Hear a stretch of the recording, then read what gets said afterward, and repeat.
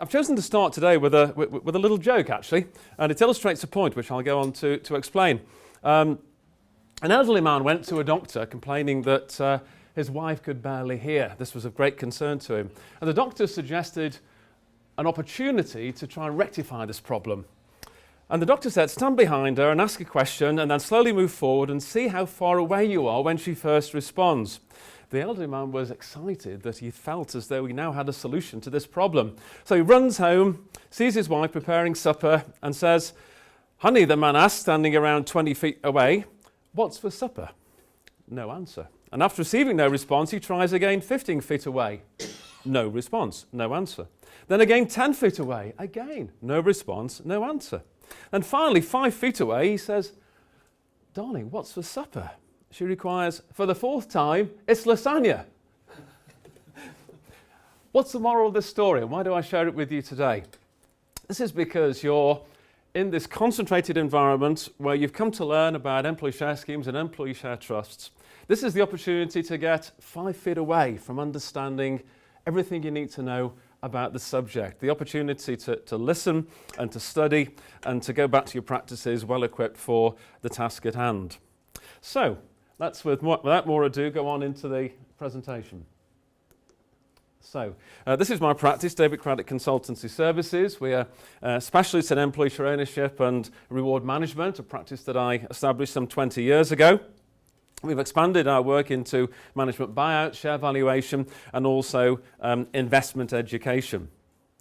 And here we are today at the St. Pierre Park Hotel to present this case for using employee share schemes, employee share ownership techniques for management buyouts. We every year have this conference at the Institute of Directors in London. We had our conference last month, and that attracts many leaders and directors from the SME sector. And I always say on that occasion during my presentation that if you're contemplating a management buyout, employee share ownership is the way to proceed. This is the most tax effective way to proceed, the most tax efficient way to proceed, and indeed it will produce the most commercially effective outcome. So what I'm seeking to do during this presentation is to provide an explanation of the principles which we use that I've applied consistently and continue to apply consistently in case study type arrangements to establish management buyouts through the execution of employee share ownership techniques. So moving on to this slide, what I've identified here is the origin of these techniques. The origin of these techniques goes back to the work of Louis Kelso, an economist and a lawyer, working with the owner of Peninsula Newspapers, a company in 1956 in Palo Alto, California, who wanted to organize a management buyout. But there was a conundrum. The owner of Peninsula Newspapers wanted to sell the company to his employees, to whom he was committed and had been throughout the whole of his working life. The employees wanted to buy, so there was that willingness to buy. But one problem, they hadn't got the money. So what do? Well, Louis Kelso established the Employee Share Trust, working alongside employee share schemes as a mechanism to make this possible. And indeed, moving further into the late 50s and 60s and 70s, the idea was taken up by Russell Long, the son of Huey Long, the Democratic governor, one-time Democratic governor of Louisiana. Russell Long, then a senator, took the idea to Senate, and so into statute came the whole concept of tax efficiency within employee share schemes. The US government recognizing the commercial effectiveness of these techniques and recognizing indeed that the employee share trust lubricates the operation of employee share schemes. So what I'm going to show to you today is how these techniques worked out in that Peninsula Newspapers case and how we replicate those techniques case after case after case through our practice in order to establish effective and efficient management buyout arrangements. So, how does the employee share trust work for the MBO, and what is the basis for financing the MBO? I've developed a set of diagrams which I include in my books and my articles, and which I'm presenting here as part of the presentation today in order to illustrate these principles.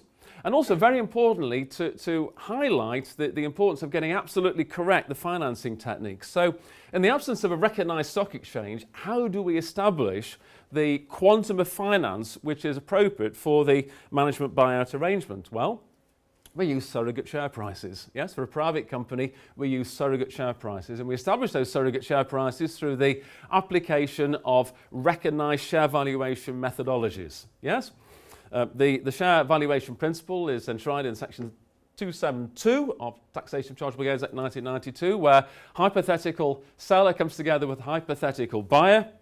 They have knowledge of the company, equivalent knowledge of the company, and they come to an arm's length agreement. How do we reflect that principle in practice? How do we apply that principle? Through the share valuation methodologies, typically earnings basis, assets basis, dividends basis, offer basis, various other methods for establishing a share price, and that share price provides the basis for our calculation to derive a finance position which is appropriate for the management buyout arrangement. So, let's move into these diagrams. There are 7 diagrams which illustrate the principles which Louis Kelso applied to Peninsula newspapers back in 1956 and which we consistently continue to apply today. Not just my practice, but other practices which are represented here in the form of my esteemed colleagues sitting at these respective tables. Hello, guys. So, diagram 1A, company funding through contributions.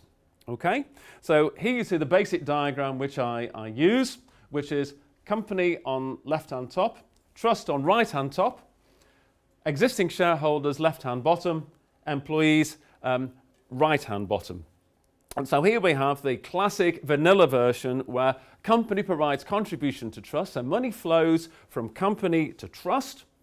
Trust in receipt of funds is able to purchase shares from existing shareholders, yes, so cash travels from trust to shareholders.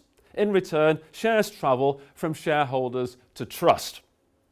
Shares then in turn travel from trust to employees, maybe immediately, maybe over a period of time through the exercise of options or some other employee share scheme technique, so that ultimately we have the shares in the hands of the employees. Yes? So if the company, rather than an external financial institution, is funding the management buyout, then the trust is funded and either through gift contribution or through loans. Okay?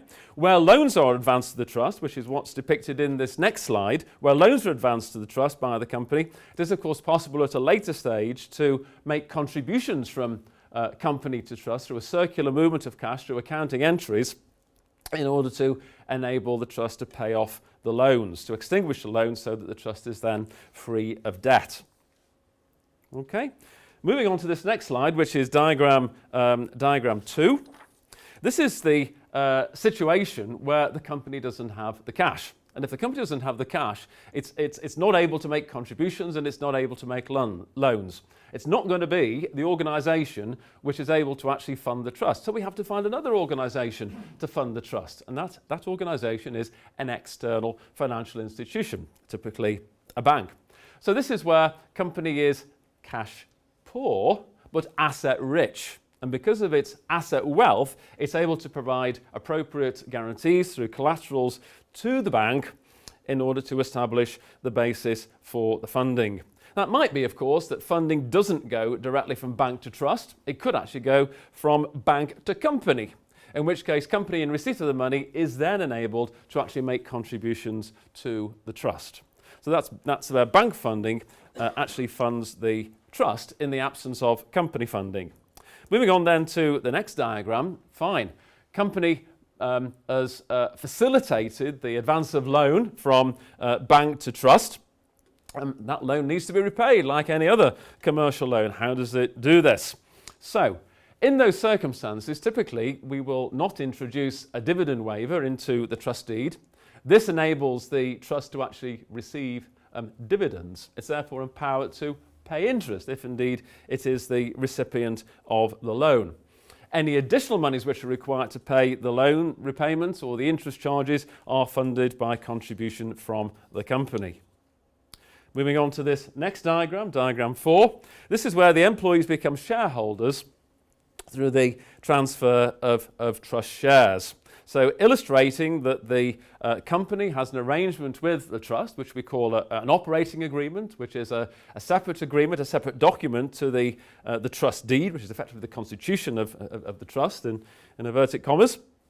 And so the shares move from trust to employees, yes, effectively, to all intents and purposes, the trust assisting the company for the company to actually fulfill its obligations to the employees. I always establish the share arrangement, the share contract, if you like, directly between company and employees rather than between trust and employees. So, for example, in an option arrangement, the grant of the option, I always arrange by the company to the trust. The exercise of the option goes the other way, from employee to the company. But through the operating agreement, the trust has this arrangement with the company, provided that it is in a position to do so through ownership of the shares, to transfer shares to the employees and ensure that those obligations are met. And so what we see here is the start of the process whereby shares are recycled from generation to generation. Yes?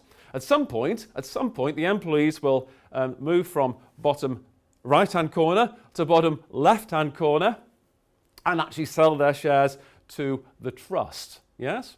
Typically, as in the Peninsula Newspapers case, it's on retirement. So that was the principle which established a connection in US legislation and in US employee share scheme practice between succession planning and retirement planning. So once the shares are then sold back to the trust, they can be recycled back to the new generation of employees, and so the generational transfer of shares goes on.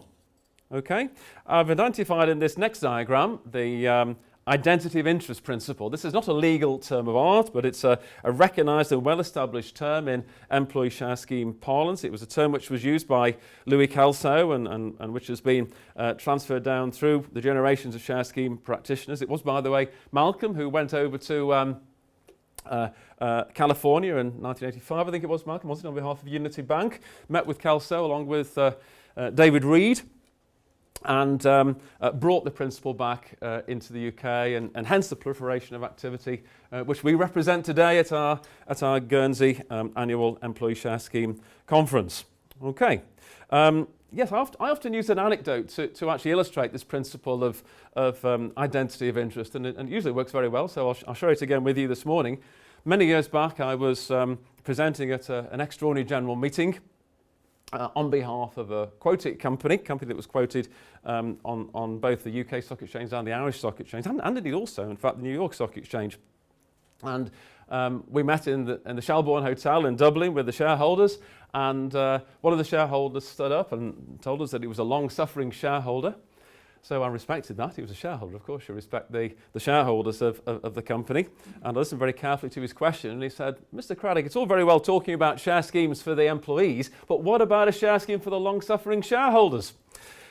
Well, I very courteously answered, the shareholders have their share scheme in the ownership of the shares. Yes, the shareholders' share scheme is the share ownership. What we're trying to do is establish that identity of interest between employees and shareholders through the introduction of employee share schemes for the employees, so that all are united, shareholders, management, employees, everybody involved in the company's development, around the totem, yes, the totem of the developing share value. And he recognised the principle, and we had a very interesting and respectful discussion at lunch. The key principle, of course, is this, and this is the principle which I highlight here in the second bullet on this slide, which is that the employees are going to be much more inclined to develop capital value for the shareholders if they themselves have an interest in the capital value that's being developed. Absolutely key and fulcrum to our understanding of employee share schemes. This next slide illustrates the operating agreement arrangement. Remember, as I'm sure all you trustees are well aware, certainly all the trustees that I work with in these islands are aware, so I'm sure you are, the company cannot give instructions to the trustees. The company gives recommendations to the trustees. For the company, they might see it as substance over legal form. We can tell the trustees what to do. I courteously encourage them not to think like that, and most of the directors within the companies that I represent do respect that advice. For the trustees, of course, it's always legal form over substance, the legal status of the trust, the independence of the trust. And that's what I seek to actually illustrate in this next slide, the all-importance of the independence of the trust, the independence of the trustees, which is often just one trustee in the form of a trustee company. This independence is so important, and it was reinforced in the very important case of Dexter v. MacDonald in 2002, where its special commissioners, as it was then called, it was established that the independence of the trust is the principle which prevents any charge, any tax charge arising through a challenge from HMRC that there might be a preordained series of transactions. Yes? This is the body of case law which emerged in the early 1980s, known as the Ramsey Doctrine. The key case then was, that followed from Ramsey, was Furness v. Dawson, a whole range of other cases, White v. Craven, I seem to recall, many others, which debated this issue. But the fact that the trustees can effectively do a de Gaulle, and say, no, yes, that they can actually assert their independence, is the principle that I'm sharing with you, means that this cannot be construed as a preordained series of transactions. If it were a preordained series of transactions, then the tax authorities could look through the preordained series of transactions as though they had not existed and establish a tax charge. So the all-important independence of the trust, so very, very important indeed.